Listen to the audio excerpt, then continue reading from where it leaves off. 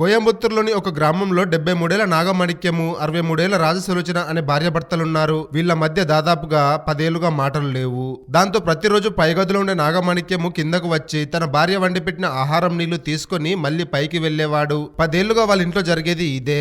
అయితే వాళ్ళిద్దరికి సర్ది చెప్పడానికి బంధువులు, పిల్లలు ఎంత ప్రయత్నించినా అది సాధ్యం కాలేదు. అయితే డిసెంబర్ 29వ తారీఖు భోజనం తీసుకెళ్లిన నాగమాణిక్యము మళ్లీ తిరిగి కిందకి రాలేదు. భర్త రాలేదని భార్య కూడా పైకి వెళ్లి చూడలేదు. బహుశా ఏదైనా ఊరికి వెళ్ళుంటాడేమో అనుకొని ఆ రోజు నుంచి తన కోసం మాత్రమే వంట చేసుకుంది రాజసులోచన. అయితే జనవరి 4 తారీఖు రాజసులోచన ఇల్లు శుభ్రం చేసే సమయంలో ఆమెకు ఏదో దుర్వాసన వచ్చింది. దాంతో ఆమె పైకి వెళ్లి తన భర్త రూమ్ లోకి వెళ్ళడానికి ప్రయత్నించింది. కానీ డోర్ లోపల నుండి లాక్ వేసి ఉంది. దాంతో డౌట్ వచ్చి కిటికీలో నుంచి చూసిన సులోచన ఒక్కసారిగా షాక్ అయ్యింది. నాగమాణిక్యం బాడీ మొత్తం కుళ్ళిపోయి కనిపించింది సులోచనకు.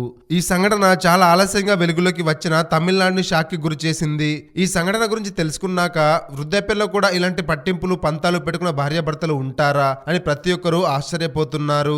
ప్రేమ, పెళ్లి, ఉద్యోగం, ఆరోగ్యం ఏ సమస్యలైనా కేవలం మీ ఫోటో మరియు చేయి చూసి సంక్రాంతి వరకు ఉచితంగా జ్యోతిషం చెప్పబడును. ఈ క్రింది నెంబర్ను సంప్రదించండి.